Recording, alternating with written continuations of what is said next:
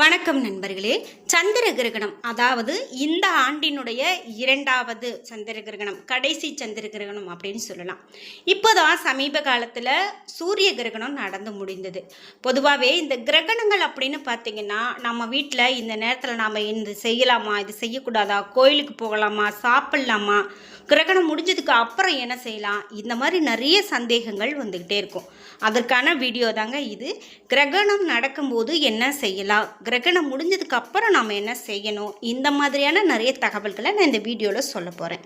முக்கியமாக இந்த சந்திர கிரகணத்தால் ஏதாவது தோஷ காலம் ஏற்படுமா, நம்ம இந்தியாவில் இந்த கிரகணத்தை பார்க்க முடியுமா, எந்த நேரம் தொடங்கி எந்த நேரம் முடியும், இப்படி பல அரிய தகவல்களை நான் சொல்ல போகிறேன். வீடியோவை ஸ்கிப் பண்ணாமல் பாருங்கள்.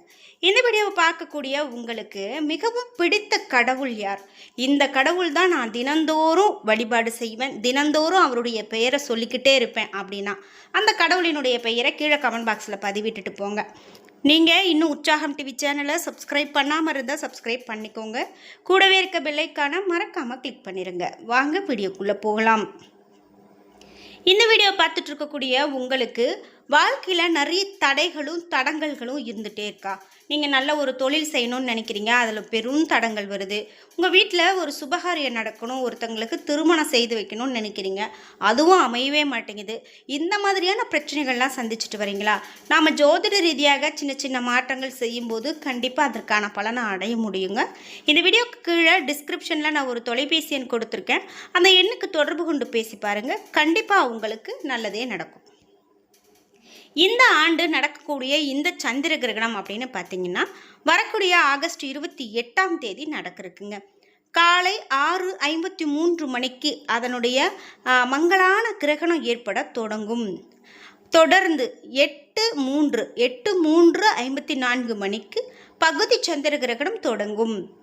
இந்த சந்திர கிரகணத்தினுடைய உச்சநிலை அப்படின்னு பார்த்தீங்கன்னா 9:42:53 மணிக்கு இந்த பகுதி அந்த கிரகணத்தினுடைய உச்சநிலை இருக்கும். கிரகணம் எப்போ முடியும் அப்படின்னு பார்த்தீங்கன்னா 12:31:47 இந்த கிரகணம் நிறைவடையும் அப்படின்னு சொல்லலாம். இந்திய நேரப்படி பகல் பொழுதில் ஏற்படுறதால சந்திரனுடைய இந்த கிரகண நிலையானது இந்தியாவில் பார்க்க இயலாது அப்படின்னு சொல்லியிருக்காங்க. அதாவது இந்தியாவில் நமக்கு பகல் நேரம் இருக்கும்போது இந்த கிரகணம் நடக்கும், அதனால் வானில் நம்மளால் காண முடியாது.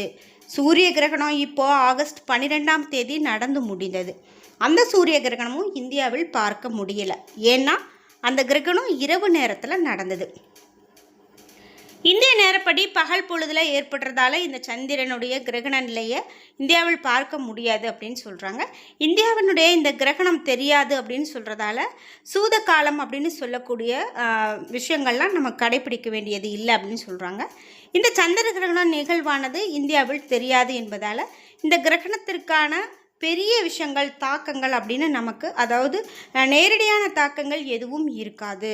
ஆனாலும் கிரகண நேரத்தில் வழிபாடு மற்றும் பிற சுபகாரியங்களுக்கு எந்த தடையும் இல்லை அப்படின்னு சொல்லப்பட்டாலும் முக்கியமாக ஒரு சில தாக்கங்கள் நமக்கு இருக்கதாங்க செய்யும். ஏன்னா கிரகங்கள் இந்த கிரகணங்கள் அப்படின்னு பார்க்கும்போது ஒரு ராசி ரீதியாகவோ அல்லது ஜோதிட ரீதியாகவோ இருக்கலாம்.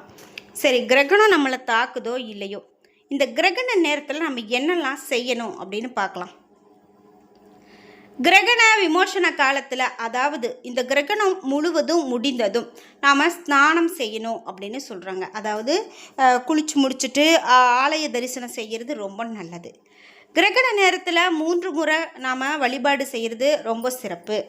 ஆலய தரிசனம் செய்துட்டு தீபம் ஏற்றி வழிபட்டால் கடன் தொல்லையில் இருந்து விடுபடலாம் அப்படின்னு சொல்லுவாங்க. முக்கியமாக இந்த நாள் அப்படின்னு பார்த்திங்கன்னா ரொம்ப ஆவணி பௌர்ணமி. பொதுவாகவே ஆவணி பௌர்ணமி அப்படிங்கிறது நாம் முக்கியமான பௌர்ணமியாக வழிபாடு செய்யக்கூடிய நாள். அதிலும் இந்த கிரகணமும் வரனால நம்ம இந்த நாளுக்கு அதிகத்துவமான முக்கியத்துவம் கொடுக்குறாங்க. ஆலய தரிசனம் மேற்கொண்ட பிறகு நம்ம சாப்பாடு சாப்பிட்றது நல்லது அப்படின்னு சொல்கிறாங்க. இங்கே தாக்கங்கள் இருக்காது அப்படின்னு சொல்கிறதால இதற்கான வழிமுறைகள்லாம் அதிகமாக எதுவும் கடைபிடிக்கப்படாது.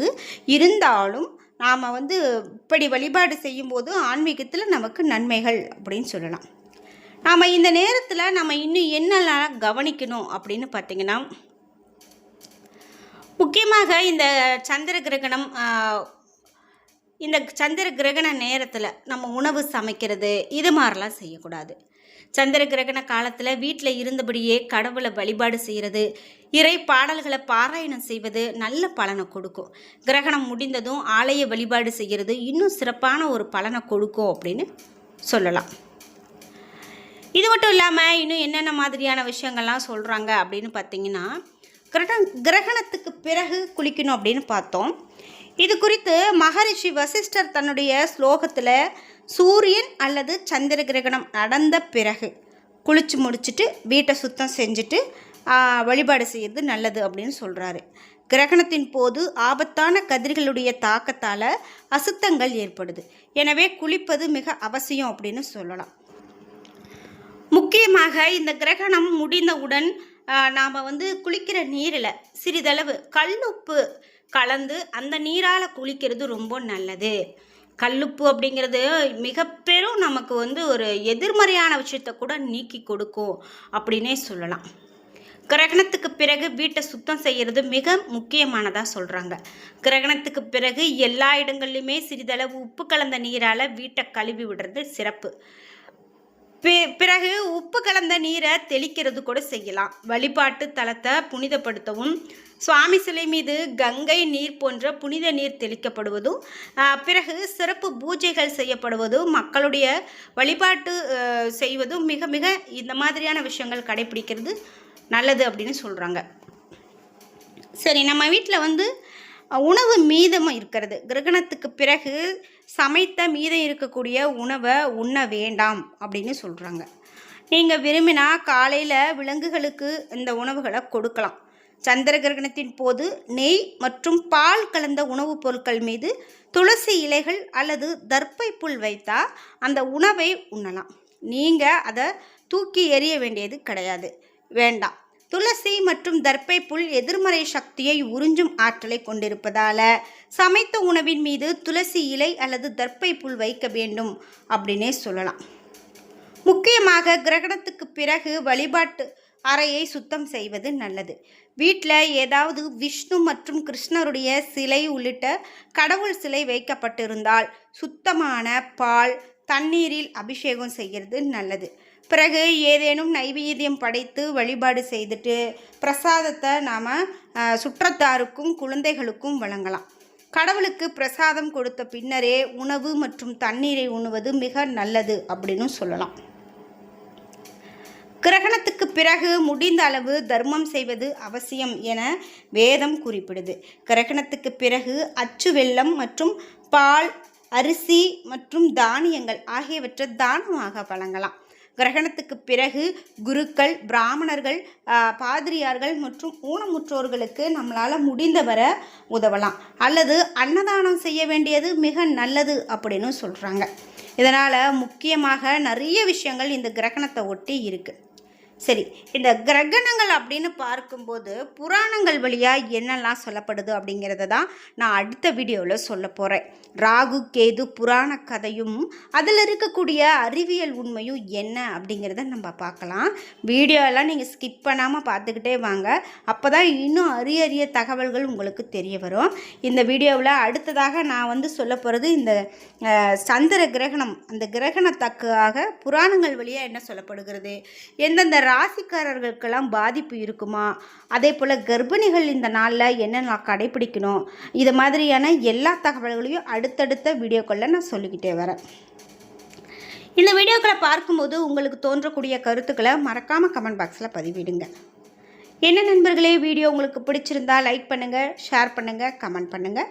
நீங்கள் இன்னும் உற்சாகம் டிவி சேனலை சப்ஸ்கிரைப் பண்ணாமல் இருந்தால் சப்ஸ்கிரைப் பண்ணிக்கோங்க. கூடவே இருக்க பெல் ஐக்கானை மறக்காமல் கிளிக் பண்ணிடுங்க. நன்றி வியூவர்ஸ்.